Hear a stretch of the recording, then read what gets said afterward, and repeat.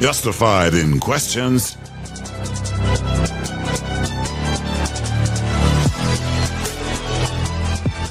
justified in getting answers.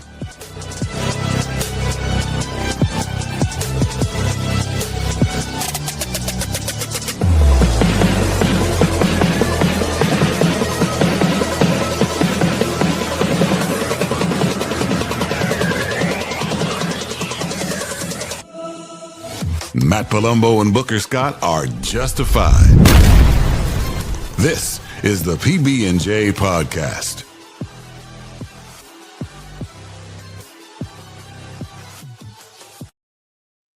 In this 21st century, we are in the middle of a technology explosion, from artificial intelligence to flock cameras to data centers to license plate readers. Is America becoming the surveillance state of America? A lot of people are worried about it. City council meetings are being taken over by Americans. We have flock cameras being destroyed in the streets. Is it really something to be worried about? What does it all mean? I'm Booker Scott, and this is the PB&J podcast, and the co-host for this hour is Matt Palumbo. Matt, what do we make of the flock cameras and the license plate readers and the data centers? It seems like we can't get away from it. It's everywhere. Social media, it's just everywhere. Well, with the flock cameras, what they do does already exist in different forms. It's just not all in one item, and that if you are driving on the highway, you go through Easy Pass or whatever your equivalent is in your state, it is reading your license plate. There are cameras pretty much everywhere nowadays, so you're going to be on camera regardless. That being said, being skeptical of anything that further encroaches on privacy is a completely valid concern. Imagine what it would be like if we had flock cameras during COVID. So it really comes down to what is it going to be used for? And my argument for, why they might not be quite as necessary as we think is, I should say in the context of our cities, like what is the problem with crime in our cities? Is it that we can't identify culprits? Well, no, it's actually pretty straightforward. Whether we like it or not, as I just said, there's surveillance everywhere. You're being tracked by your cell phone. But the problem in our cities is they don't prosecute people. They let people off. Yeah. So if you are, my argument is, listen, if flock cameras, if there's evidence it reduces crime and we hold people accountable, there is a valid argument in favor of them. If we are going to put them up in areas where violent criminals don't face consequences, then the public suffers less privacy with no benefit whatsoever. So so that's the ultimate question: is it actually going to be used to help us, or is it just going to be, for anarcho-tyranny? Because in liberal cities, it's going to be a sort of COVID-esque situation where, hey, the murderers, we catch them, they go free, but God forbid this guy wasn't wearing his mask at 2 a.m. on the street corner, like that kind of situation. Yeah. So, the devil's in the details as always. When it comes to the data centers, as you said in your tweet, we have had these pretty much for a while. And, I think the real concern people have isn't necessarily some of the things we read online about it, jacking up electricity prices or, making loud noises. It's general hesitancy to AI, in that AI is going to take jobs. And, that something will take jobs is not an argument against progress, in that, we go back 300 years ago, probably 90 to 95% of Americans were involved in agriculture. Now it's less than 5%. In fact, it's such an irrelevant, in the context of the rest of the economy, share. And it's a share that is always decreasing, to the extent that when you read the job numbers, it actually says non-farm payrolls, because it's an industry economists just expect to shrink due to productivity. Now, over a 300-year period, going from 95% employment in industry to 5% does not mean 90% of people are now unemployed. It means, well, it's actually a good thing, because now we can do whatever. If you and I were alive 300 years ago, we would not be doing this show. We'd be out in the farm. That being said, if that efficiency happened in 1 year, where hey, you only need 5% of the population instead of 95%, that would be catastrophic. because all of it, like the economy can't absorb all of that at once. So, the AI concerns, especially about it putting things like truckers out of business, if that all happened right away, that is a disaster.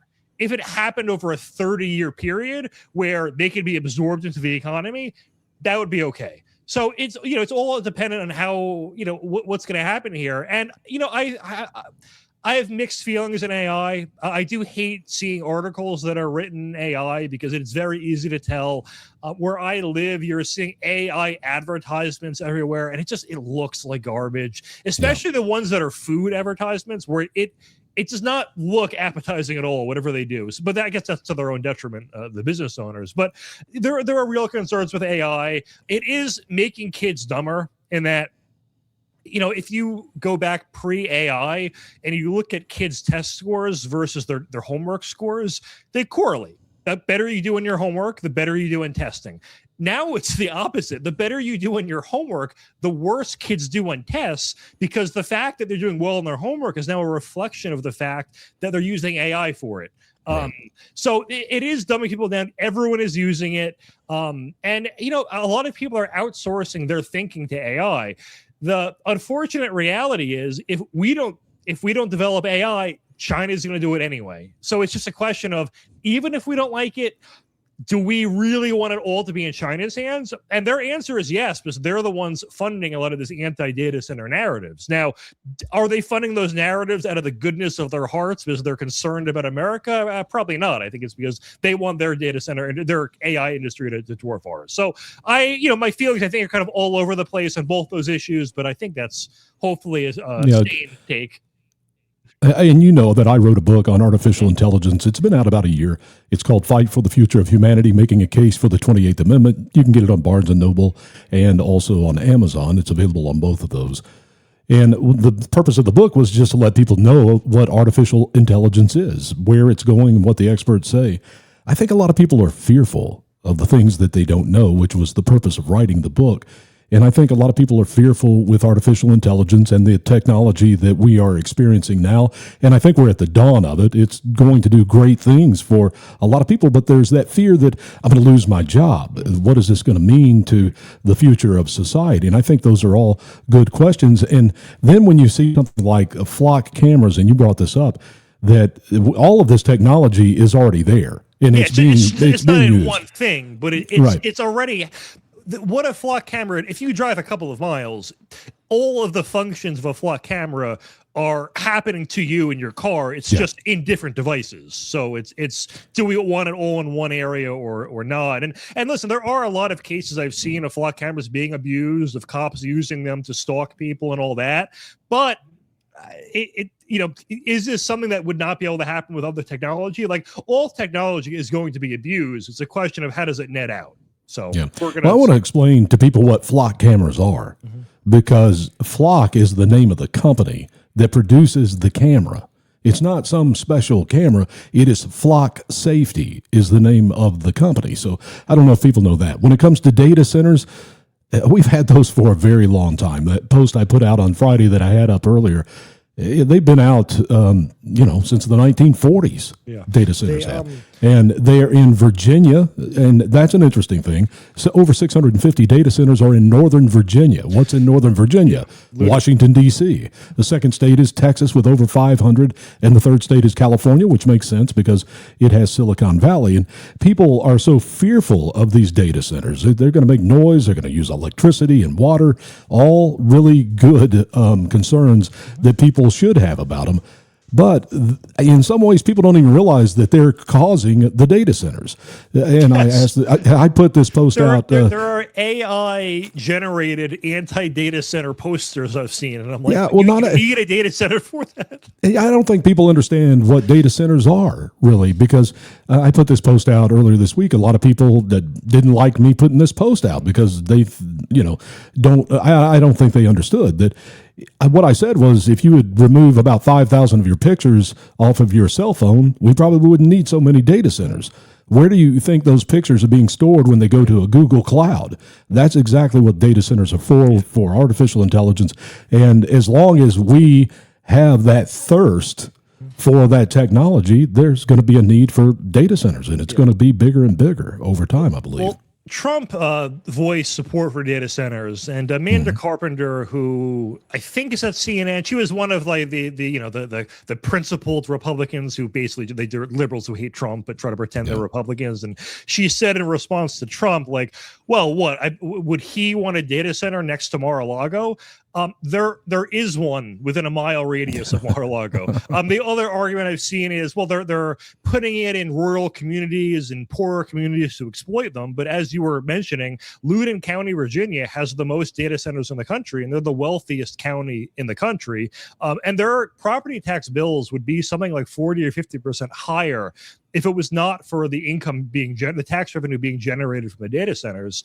Furthermore, they tied teacher bonuses to tax revenue from these data centers, and there was teachers getting $50,000 bonuses because of the tax revenue. So, there are a lot of pros, and I totally get the argument of not wanting it literally in your backyard, by which I mean you're can hear it and all that. But I am seeing a lot of these people, like there's a proposed one in Utah, I think it is, where it's as close to the middle of absolutely nowhere as possible, and it's still being opposed. So I guess those people are more just the general anti-AI. But listen, I've been to city council meetings in my town.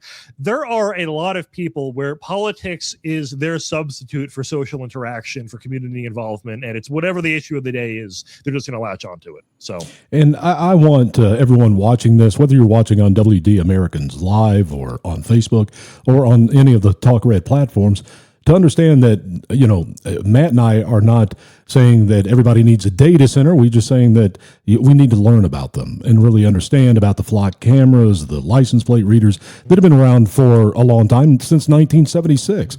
That's when they came out, and they were invented in United Kingdom. And in fact, those mile per hour signs that they put out in your neighborhood to say you're going too fast, go slower, those have license plate readers. And I did an interview with a sheriff years ago on the radio, and this was probably close to 10 years ago, and he told me that they can change the sensitivity to it so it doesn't drive them nuts. So a suspended license doesn't flag, but a violent felony offender that has a warrant for them would flag. So they can do all of those types of things. But I know where I live, the traffic lights have what to me looks like a camera attached to them. I mean, I think it's to coordinate traffic. So like if it's 2 a.m, they won't go, green and red at the same cycle because driving patterns might be different. But I imagine they have to be recording, because whenever, like I watch a lot of these silly true crime channels, and that's a huge way they catch people. Like guys on the run, well, they track where his car went through license plate readers, whether it's Easy Pass or the traffic light or whatever. But this already does exist and has for a while. Yeah, long time, a very, very long time. 50 years it has existed, and now everybody's concerned about it. But let's see if we can learn a little bit more about it. Let's watch Flock this. license plate readers take a time-stamped photo of every vehicle that passes every camera. Police can search your historical travel information for 30 days. This creates a searchable database of everyone, not just the suspects of crime. Security researcher Ben Jordan. And it's like if you were to build a graph of that sheet, and plot it to a map, now it's as if you've had a GPS on your car for an entire month. By your own publications, 700,000 crimes a year are solved with Flock. Flock Safety Chief Communications Officer Josh Thomas. Reported crimes in America, yeah. So there's a lot more that probably are being helped that aren't being reported. But yes, we have about 700,000 crimes that we are aware of that are being solved, in part with evidence that's derived from a Flock safety device. In order for that historical data to be of investigative value, you have to track every car for 30 days. Again, I would challenge you on the word track. Tracking the whole of your movements is very different than knowing that you passed by one specific camera. Okay, Matt, so does that make any sense to you? Yeah, and by the way, most cars nowadays do have a built-in GPS in them. Yeah. So if you committed a crime and they wanted to, they could subpoena that and see if your alibi checks out and all of that. So, and also I realized earlier, I was such a dumb miss my thought. Red light cameras or like there's totally camera. Like I've gotten speeding tickets in the mail. Yeah, I have too. So yeah, they're not speeding tickets, but running red lights. Yeah, running red lights. And when those came, Yeah, I've gotten a few of them. I got one time, Matt, in my father's car. Yeah, so it took a picture of me running a red light, and of course he gets the ticket, and he gets the picture of me running the red light. So that was years ago, and I remember when those cameras came out, everybody was worried about that then, and then it dies down. So I got one in the mail, and you could appeal it. Like I think it was only like 10 miles per hour over. So I was like, maybe if I can make the guy laugh, he'll forgive the ticket. So for my excuse, I wrote like, "Sorry, I really had to pee," and that did not work at all. You can't reason with these people. You were talking earlier about people, getting in trouble and the wrong people getting in trouble from these things. Let's watch this story because it has already happened in Colorado. We have cameras everywhere in that town. You can't get a breath of fresh air in or out without us knowing. Chrisana Elzer learned the power of Flock firsthand. You were in town from 11:52 until 12:09. Exactly. Like I said, nothing gets in or out of the town without us knowing. When a Colorado... That's scary, I think, when the police shows up like this. And we're going to watch the rest of it and find out what happens to this lady. But I think this is the concern that people have, I believe. Yeah, and the good news is, though, I mean, I not to spoil it, but she did get exonerated. I mean, there's the false positives can be corrected in that, well, she has the GPS in her car, she has her phone tracking her, like she's being tracked. You're being tracked by everything. And, I don't even necessarily think all this tracking is a good thing. It's just something that the problem with technology is you really can't go back. So we're already past the point of no return, and it's incremental at this point. Yeah, let's watch the rest of this video, find out what happened. Where this is. The first thing he pulled out on the body cam is that flock picture, the clear photograph of your car. But here's your vehicle in the neighborhood many, many times, apparently casing houses, because you just can't drive through for work or visit other businesses. You can only be casing houses. It is her. It is 100%. It is locked in. There is zero doubt. I wouldn't have come here unless I was 100% sure. 100%. It is certain. It is on video. You're obviously welcome to go to court. Chrisana was charged with stealing a package, but it wasn't her. The porch pirate was somebody else. It doesn't look like multiple times you tried to... So as you said, she was exonerated. She got off. But you still have to go through that hassle, and you have a police showing up and putting you through that. Yeah, I just don't understand. Like, he didn't check the license plate. Why couldn't she just walk out and say, "No, it's a different license plate, idiot"? I don't know. Yeah, that was bizarre. But yeah.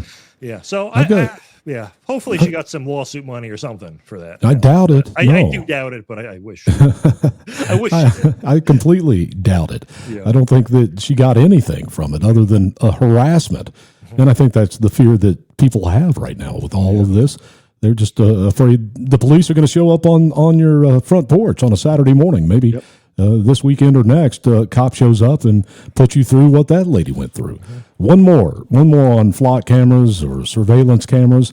And, are we in a state of surveillance? And a lot of people feel that way right now. And you look at China, and we've always looked at China as a surveillance state. And, people are fearful that that's where we're going to go. And now they are destroying the robots. And interesting that they are destroying the flock cameras, but the flock cameras couldn't do anything to prevent them from destroying and committing a crime. Yeah. I guess it didn't deter those crimes. But I am curious, I mean, if that 700,000 figure is accurate, because obviously you have to take it from a grain of salt when it's the company itself claiming that.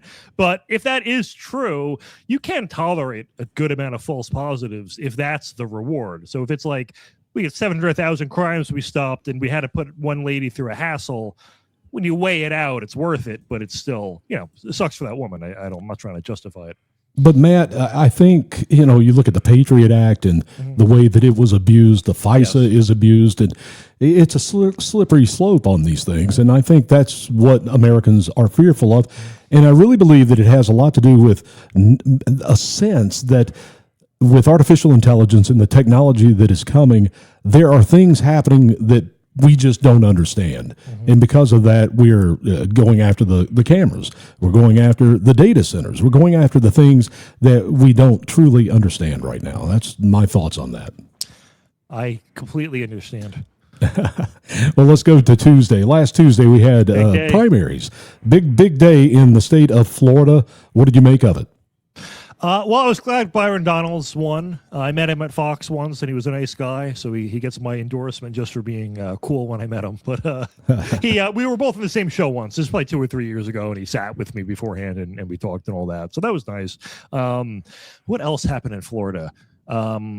Well, there was one district that was like Carpetbagger Central, where it was like every single person except one was from out of state, and that was an amusing one. Let me just check my notes really quick. And when they gerrymandered the state of Florida this year, I thought Debbie Wasserman Schultz was going to disappear. Nah, but really and what's interesting about her win in that district for the Democrats is she is a white Jewish woman, and the Democrats claim that gerrymandering is racist. And the 4 people she beat were blacks trying to represent a black district. Yeah. And here comes the white Jewish woman to come in and take that seat away from them. It's almost as if they believe nothing. Also, Alexander Vindman ran for Senate. He outspent his opponent, who was completely insane by a huge margin. She's a DSA type, although I don't know if she's actually DSA, but she is a Democratic Socialist. Has disrupted sessions of the legislature before, just a loudmouth theater kid type, who was also insane, as I said. He outspent her like crazy, and she beat him pretty handily. It is funny, Vindman, all of these like resistance 1.0 people's lives have all gone to shit. Like Avenatti's in prison. Michael Cohen's doing a podcast. Like none of these people survived. The Lincoln Project is a joke. All these people are. There is a Trump curse out there that has afflicted all of them. But this woman, we're glad. It's a good thing she won, because she's not going to win in Florida, where Hispanics are more right wing than the rest of the. Sorry. A lot of Cubans. They're right wing to a much greater extent than Hispanics and the rest of the country that generally are Democrats. So good news for us. And it's funny because Vindman's sense of how relevant he is has always been inflated. To anyone who doesn't recognize the name, although I'm sure that's no one, he was behind the first impeachment hoax. He was the Ukraine, brought forward the whole Ukraine nonsense. And when he released a book, he was tweeting about his experience when, he was flying somewhere to go to some location for his book tour, and he lands and was trying to talk to people in the airport about the book because he was coming out, and was like confused that no one knew who he was. I thought it was hilarious that he actually thought people would know who he was. I think there were some concerning things about Florida as well, though. And this really goes back to everything that we have talked about over the last year, since last November, about Republican turnout. And we have to go vote, and if we don't go vote, then we have a problem. And Florida has lost some seats over the last 6 months to the Democrats. Everybody looks at Florida, thinks it's deep red, and there's no chance in the world that the Democrats can win. Well, they have been winning. They won the Miami mayor race several months ago. Boca Raton, that had been Republican for 30 years. A Democrat won that. Interesting one Tuesday night was the Sarasota School Board. It flipped to Democrat, and that is the home of Joe Gruters, the chairman of the RNC. And they lost the school board, and school boards are so important.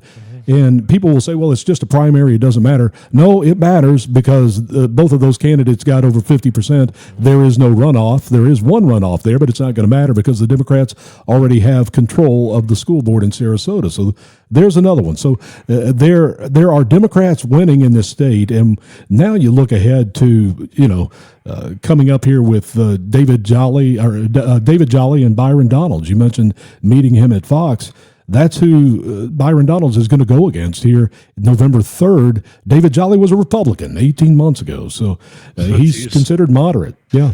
Yeah. Well, I guess technically we get a Republican either way then, depending on if he's is he a rhino or a dino? That's what it all comes down he to. would definitely be a rhino. He used to be the representative where Anna Paulina Luna sits. Okay. He was a U.S. representative in Congressional District 13 in Florida about 6 years ago. And then there was Charlie Crist, who, by the way, Tuesday, Charlie Crist, who was a governor in Florida, he was a U.S. House of Representatives member. He won the Democrat primary for mayor of St. Petersburg, which is a hotbed for Democrats. In the state of Florida, you kind of go from St. Petersburg, Tampa, across the state on I-4 which takes you through Orlando over to Daytona. And that's the key for the state of Florida for elections. You have about 10 million people that live along that road, which takes about an hour and a half to cross the state, 2 hours maybe. So it's important to watch that area. Yeah. But anything else? What else do you make of Tuesday? Well, Corey Mills. Corey Mills lost. I do love that Chris has run for office as every party, including independent, and lost. But yeah, Mills lost. I mean, and I think we had talked about having him as a guest. Hopefully, we still can in the future. Yeah, it's just the scandals alone. Obviously, if you have to pick between a candidate with scandals, regardless of if they're legitimate or not, versus someone without them, you have a better odds of winning. If you don't have them, I mean, it's just common sense. So it does make a Republican more likely to then win the whole thing, win in November because of that. My other note I had was, and this was, an unfortunate thing leading into the midterm, is that there were 10 Trump-endorsed candidates who lost this primary season. 6 were in the past 2 weeks. 3 were on Tuesday. Now, in 2018, 2020, and 2014 combined, Trump-endorsed candidates lost 11 races. Although the disclaimer to that is in 2022, Trump-endorsed candidates lost 11, and Republicans picked up a net 9 seats in those midterms. So it doesn't necessarily correlate, but it's, you'd prefer it if Trump-endorsed candidates were picking up more. But you said that was 2022 where they picked up 9 seats? 2022 was the sort of red trickle where I think the Roe v. Wade decision hurt us. It did mobilize a lot of turnout among young women who only cared about that issue, which, if that's the only issue you care about, God, I hope you never vote again. But we did. Okay, so yes, so read the score on that again. 11 Trump-endorsed candidates lost in 2022, but Republicans did pick up 9 seats. So that's when everybody was expecting the red wave, and the red wave didn't happen. And it was a pickup of 9 seats for the Republicans in 2022. It gave power to, at the time, Kevin McCarthy, who went through, 16 votes to become Speaker, and that didn't work out. And then we came to Mike Johnson, who is the Speaker now. But there were several votes then, and Byron Donalds was one of those that ran for Speaker of the House at that time and did not win and ended up being Speaker Mike Johnson. The Senate is still out on break, and I think the Senate is okay for the Republicans right now. And we're going to talk about polls here in a few minutes. We're going to take a break before we do that, because the polls have just been wrong. And there's an interesting story about a poll. A poll that they just quit. They just decided, okay, well, we're done. We're a fraud. You got to get out of here. But yet, so many people believed it and followed it, and we'll talk about it in a few minutes. But I think the Senate is going to be secure for the Republicans.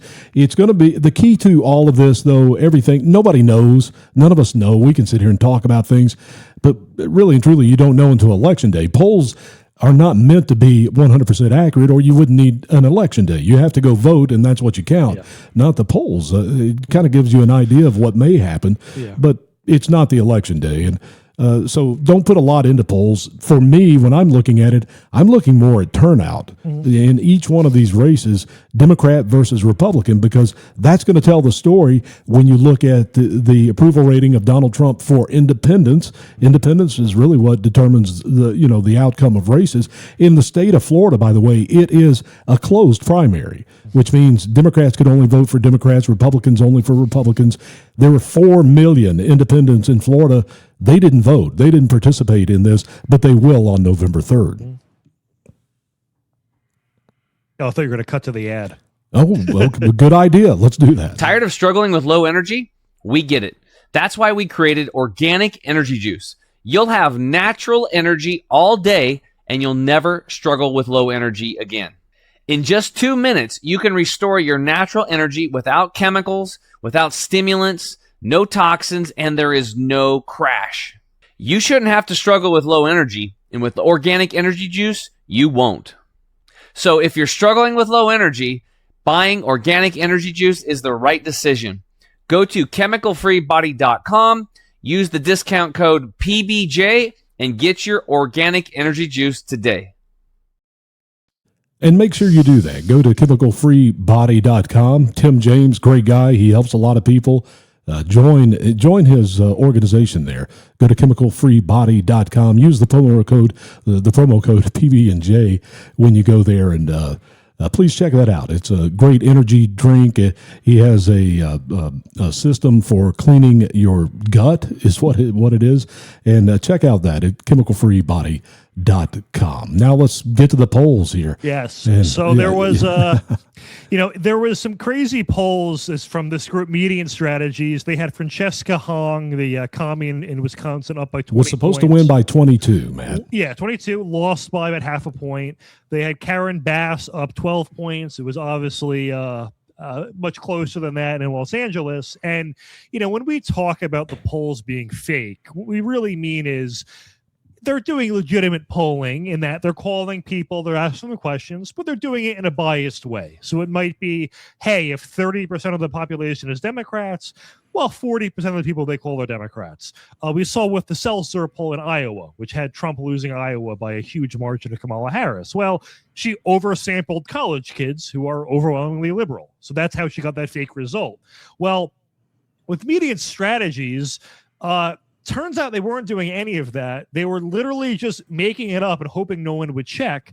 And turns out it was a good bet because no one checked at all, which is incredible. So the polls, some of them are fake in the most literal sense possible. But this guy, Patrick Ruffini, and this is separate, did an analysis of Senate polls. And I think I talked in the show, might have been your radio show, about how in presidential elections, especially in the Trump era, they were overestimating the Democrat support by usually around 4 percentage points. You have it here. Perfect. There you go. So this guy did over 3,000 races. And as it says there, 73% of polls overstate Democrats, and it's by 3.7 points on average, which is close to the margin of error when it came to presidential races.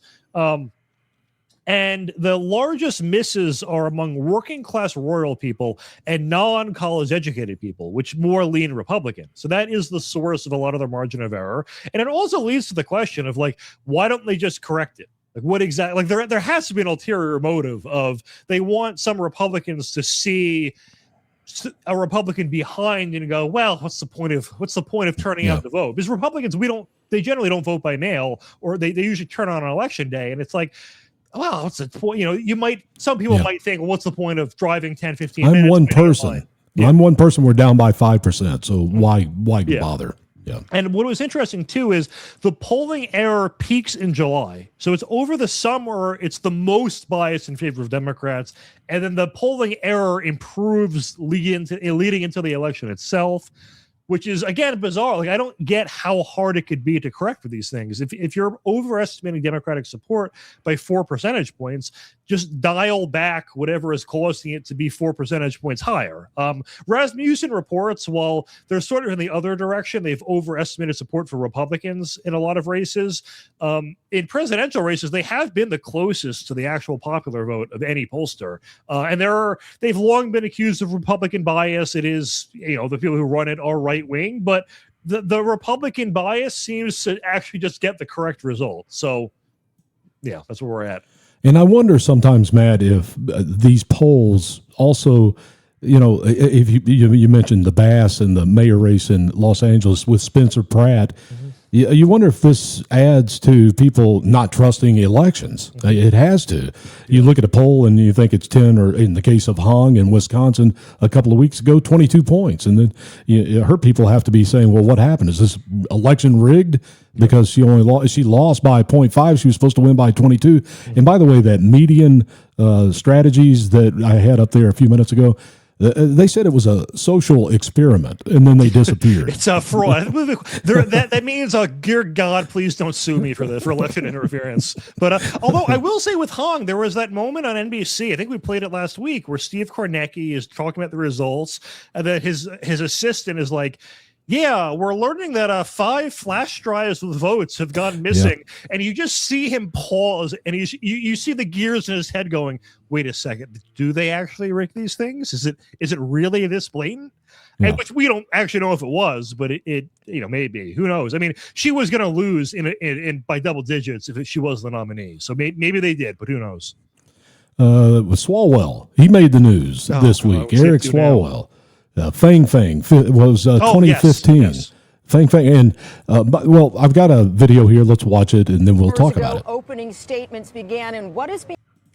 Wrong one. That was Meta, which is, by the way, $1.4 trillion. Well, let's go to it, and then we'll come back to Swalwell. Let's go back to this. This is the Meta lawsuit, and 29 states have lined up to sue Meta because they are their children are getting addicted to it. Let's watch this video, and then we'll come back and we'll talk about it. The largest consumer protection lawsuit in American history. A coalition of 29 states, led by California, say the company behind Facebook and Instagram deliberately designed its products to keep children hooked, while misleading parents and the public about the risks. The states accuse Meta of using addictive features like infinite scrolling, personalized recommendations, and constant notifications to keep young users coming back, even as the company knew about the potential for serious harm, including anxiety, depression, and sleep problems. Outside court today, a group of advocates and parents unveiled a banner with the names of nearly 400 children they say died from social media-related harm. Mary Rohde says her 15-year-old son Riley took his own life after meeting a child predator on Facebook. So hundreds of children have, committed suicide as a result of things that they run into in social media. And as a parent, I know you're a parent of a very young daughter, but I have them from 37 down to 14, kind of going through this now with a 14-year-old. Please, parents, put the parent protection on these social media things. There are ways that you can protect your child in this. You have to be involved with them. You have to know what's going on. But I think it's so important. You can be too young to do these things, and kids are growing up really fast these days. Yeah, it's the unfortunate thing about technology, and I'm kind of playing off a point I made earlier, is when a new technology is invented, it is usually something that benefits your life, makes you more productive, helps you out as a net positive. Once it gets to mass adoption, it then changes status into something you can't live without.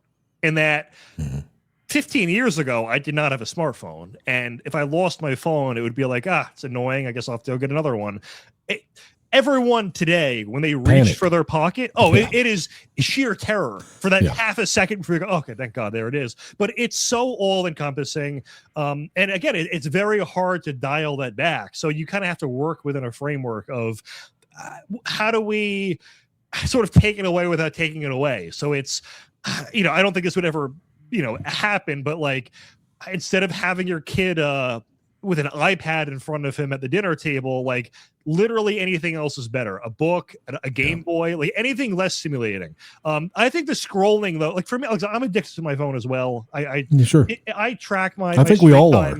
Yeah. I try to make it where like if I'm on my phone for 3 hours on a day, that's an accomplishment. But it's like, to me, I try to score little wins where I'm like, all right, when I drive to the supermarket, do not scroll Twitter in the parking lot for 15 minutes before you go in. But like it's these little things that like I'm addicted fully, and I know I don't know who isn't addicted to these things, and I think scrolling definitely is a root cause of a lot of the sort of time suck element, because there's never a good time to stop, and the algorithm is so good at identifying what I would want to watch. Like my YouTube algorithm is the greatest television network that has ever existed. For you, and for me, it's the worst in the world for my wife, but for me, it's the greatest thing ever. And Instagram, TikTok, it's so well done that it's almost like I don't know how people would ever voluntarily en masse detach from it unless it was banned or something. Which I don't want the government to be necessarily doing that either. So I guess my summary here is I have no idea what the solution is, but. Well, I think you make some good points. I think you make some good points, because once you have it, we're not going back. And that goes back to where we started this hour in the surveillance state of America with data centers and flock cameras. Those things aren't going away. They are not leaving. And let me make this point, too, because I've talked about this for years. As long as you have that smartphone in your hand, and as long as you have one app running, it could be the Weather Channel, you have given permission for them to come into your phone and find out exactly what it is that you're looking at.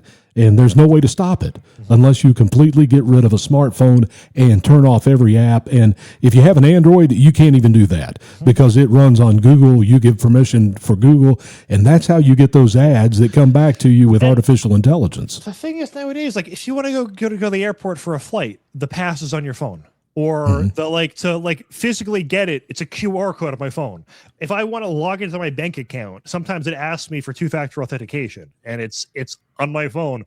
Right. Or if I didn't do that option, I can have it send it to my email. Well, I need two-factor on my email, and it's either, so I use Outlook. It's either going to send it to my phone, or I can use an alternate email, such as Gmail, but you also need a phone number to make a Gmail account. So there's no going back with any of this. And I don't know, I wish there was a solution, but it is dumbing down attention spans. It has shattered any aspect of a monoculture we once had in this country, where we're all kind of watching different things, having different experiences. I do kind of miss when I was in middle school, pre-smartphone, when all the kids on the bus would talk about the same show they watched the day before. Everyone knew the same celebrities, and nowadays when I see a celebrity headline, I'm like, these are not real people. These are made-up names. I saw a woman, a New York Post. Her name was Chase Infinity, and I'm like, this is a bank. You're not a person.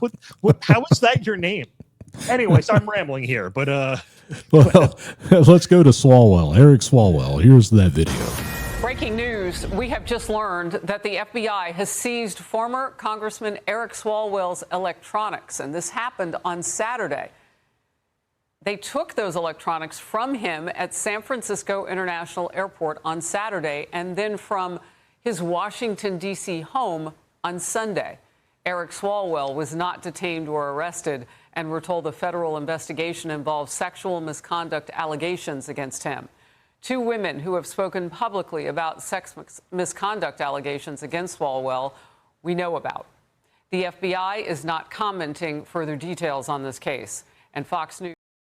And, Matt, when this came out, and it's been going on all week, people have been talking about it. Everybody talks about Fang, the Chinese spy that he was romantically involved with. The FBI investigated. Romance, but, they had a fling. I'm trying to make it a family show here, Matt. Thanks. Sorry, thanks for taking us into the dirt. Both loved each other for their personalities. Yeah, they loved each other for 3 weeks or whatever it was. And Jack Smith is the one that was involved investigating that with the FBI at that time. And it's funny, that guy's everywhere. He's in Mar-a-Lago. He's in Washington, D.C., and so a lot of people have, is this about Fang? And it's not about Fang. It's about other relationships that he has been accused of having. And who knows where this is going to go. I think maybe he's going to get in trouble now. And I don't know that anybody really cares anymore about Eric Swalwell. Couldn't have happened to a nicer guy. Yeah. No, I think no one cares about what happens with Eric Swalwell or not. But hopefully the ladies that have accused him of things and made allegations about him, they will have, they'll get some accountability and some justice. That's what it's really all about, isn't it? Yeah. And I guess on the bright side, I don't think there's any evidence, correct me if I'm wrong, that he did leak anything to Fang that compromised our security. So no. In fact, going back to that case, Matt, as soon as the FBI met with him and said she is a spy, he cut it off. Okay. I don't think that he got what he wanted already, but yeah. So okay, now I guess it's patriotic to cast a spy aside. I don't know. I'm not trying to defend the guy. Go ahead. Okay, well, let's go to Comey. Comey was in the news. There was some information came out about that. Paul Sperry, I think he does good work. You can find him on social media.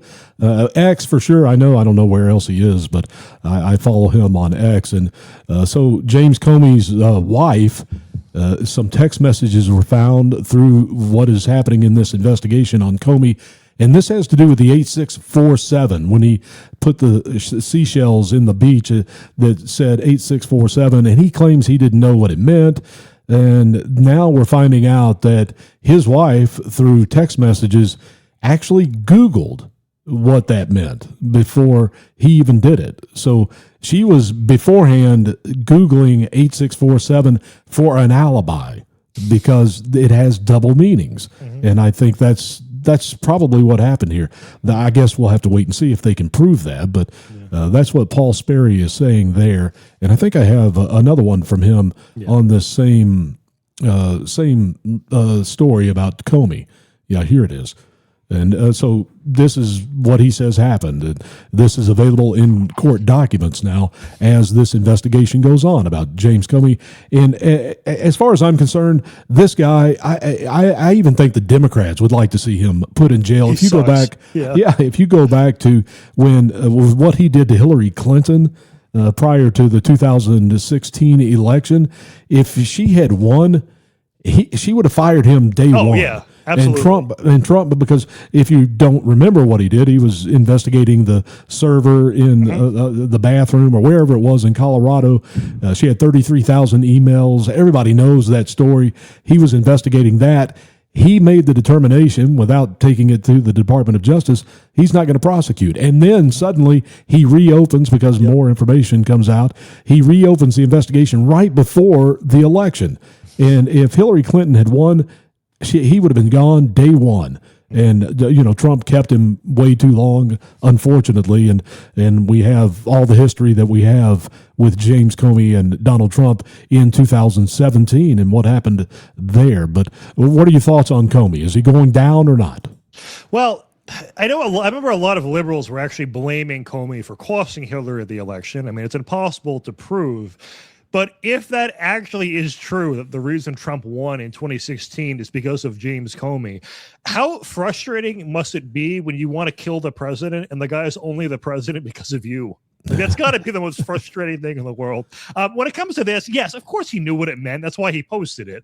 He tried to act like, oh, it was a really cool looking set of shells. What could it mean? Everyone knows what it means. But as you were saying, it has plausible deniability because if you've ever worked at a restaurant, it just it's used to mean removes. Like 86 is from the menu. It has dual meaning. So he does have plausible deniability there.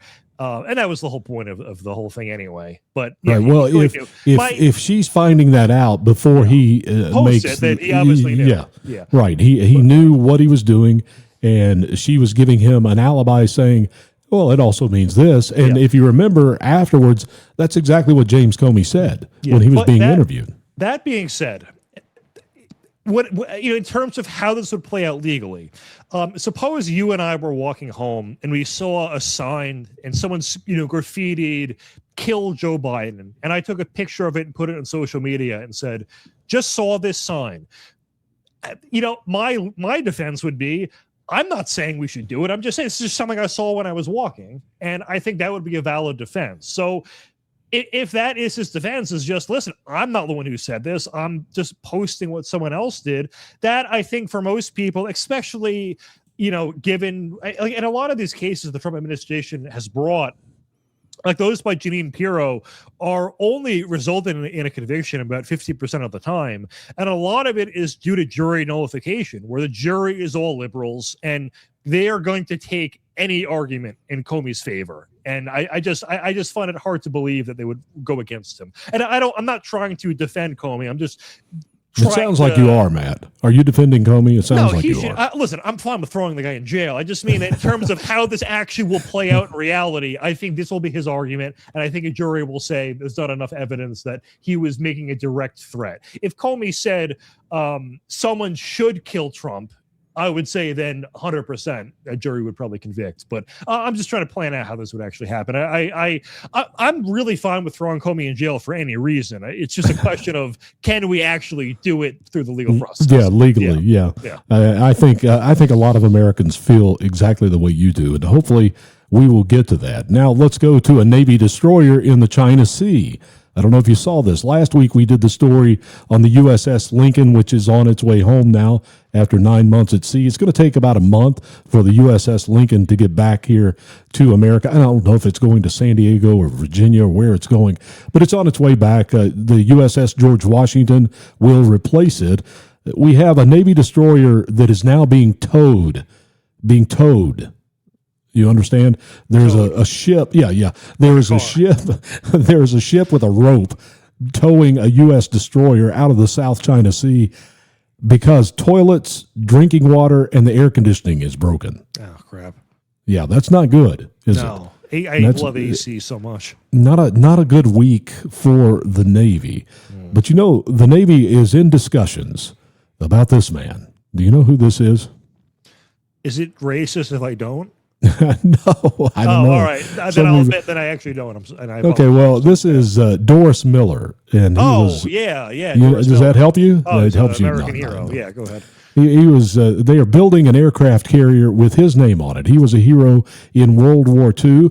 The interesting thing is Donald Trump in his first administration, he did this. He named the USS Doris Miller. The ship is not finished being built. It's being built now. I think it's a year and a half away from being finished. But that ship now is possibly going to be named the USS Trump. Oh, yeah.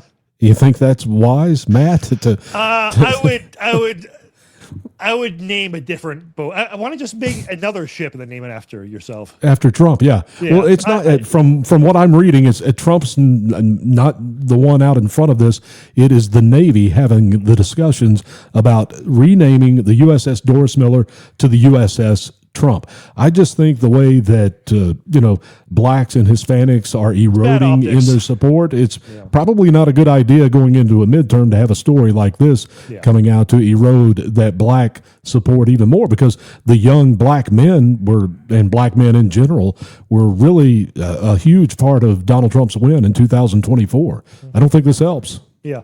Look, I'm not for pandering to any racial demographic, but I'm also not for doing anything that could antagonize them or cost support. So listen, if it was going to be named after him, I think it should stay the same. And there's going to be other ships built that we can name after Trump, that I would obviously be in favor of. So leave it at that. Have you seen they renamed that airport in Florida after Trump? I did.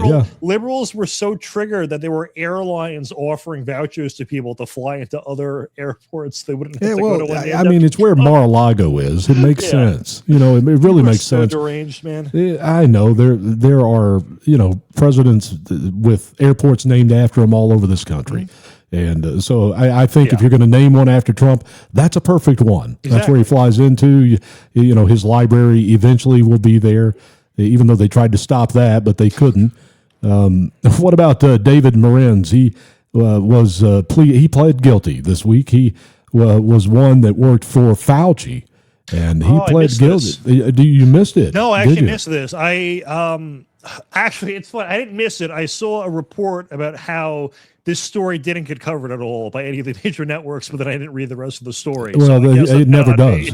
Yeah. Well, he was a former. What was it for? Was it anything that could tie to Fauci himself? Well, he was maybe, yes. Okay. Former senior advisor to Dr. Anthony Fauci during the pandemic. He pleaded guilty in federal court on Tuesday to a charge of conspiracy to defraud the United States. Morenz, who worked under Fauci at the National Institute of Allergy and Infectious Diseases, was accused of concealing federal records related to coronavirus research. So, yes, when it comes to can you tie him to Fauci, I think you could. And he was indicted in April for allegedly trying to hide email exchanges about that research by using his personal email instead of government email. The Hillary strategy. Yeah, so he pled guilty. We'll see what he gets. And one other thing I want to cover before this hour is over, and that's the ballroom at the White House. A court had stopped construction of that, and on Friday, a day ago, 2 days ago, the Supreme Court of the United States made a decision that the construction can move forward. Yeah, a nonprofit had sued. That nonprofit is the National Trust for Historic Preservation. They sued the administration. An appeals court had ruled in favor of that nonprofit, and it paused its order until this past Friday. And but the Supreme Court stepped in and said, go ahead, build the ballroom. Something else that's happening at the White House, I don't know if you've seen this, but there's a new Marine One helicopter. And I guess this thing has just badass exhaust. And when it was landing on the White House lawn, it was scorching the grass. So Trump got a private company to build a new helipad. and that's being built right now. In fact, it was built. Trump is looking outside his window, and I guess there's about a 20% grade on the ground where they are building it at the White House. And they didn't level it. So the helipad is going at a 20% grade going down. So Trump is making them rebuild it so it's level. And the left has come unglued, but it's being done with private funds. And the reason why they're having to build that big pad was because it's burning the grass at the White House. And an interesting part about the ballroom, I didn't know this until I was reading about this story on Friday, that the Trump administration argued to the Supreme Court that this is about national security because there are military things involved in the ballroom. Had you heard anything about that? Well, it makes sense. Like, I mean, first of all, we don't have a ballroom at all. We need somewhere to host our guests, and it would be nice to have one. But yeah, it would be another. I mean, there would be, in theory, security checkpoints in and out and all that. So I also get that argument. But even all those arguments aside, like, why is this even an issue? Why was the White House reflecting pool renovation an issue? It's just because it's Donald Trump. That's right. Liberals will make an issue out of it. I cannot imagine being this outraged over things so minor. Like conservatives were so not outraged during the Obama administration about these little like non-issues that. Do you remember that narrative where Obama wore a tan suit and the media was like, Obama wore a tan suit and conservatives were outraged? No, they weren't. What I actually, my theory for why that blew up was that was the same day, or the same press conference he gave in that tan suit was when Obama said he had no strategy to combat the rise of ISIS. I think the whole fake tan suit outrage was to get ahead of that comment to make the tan suit the topic of the meeting, not the, whoa, he just admitted we have no strategy in ISIS. And it was based on nothing. Like, it was some Fox reporters being like, oh, hey, isn't it weird he wore a tan suit? That was literally it. And then they hallucinated this whole non-outrage over it. Anyway, my point being, we don't do this faux outrage that they do over nonsense. Well, the Kenyan could slap on a seersucker with a red tie, and I still wouldn't like him. Correct. Wouldn't care for him a bit. Let me finish up here with the ballroom, because this is the part that I found interesting. The Trump administration argued to the Supreme Court and the appeals courts earlier, the ballroom is essential to integrated military complex, including medical facilities, a drone port, and a bomb shelter. So all of that is also included. I did not know that before. I hope that's new information for you guys. Yeah. What do we look for this week, man? What are you going to watch? I guess we just sit here and we wait for the Senate to come back so they can't pass the SAVE Act. The House of Representatives is back working, but they're not going to pass anything. They're not doing anything. Well, the one thing I'm monitoring obsessively, and full disclosure, it's because I bet money on it, is who will be the next press secretary. I put a bet on Scott Jennings, but I'm looking at the names, and it's Anna Kelly is second place right now in the odds, and I think she's only 23 years old, so I think that's probably unlikely. Other names, Elizabeth Pitko, Matthew Boyle, Margot Madden, Alina Habba, although she said she's not going to. Yeah.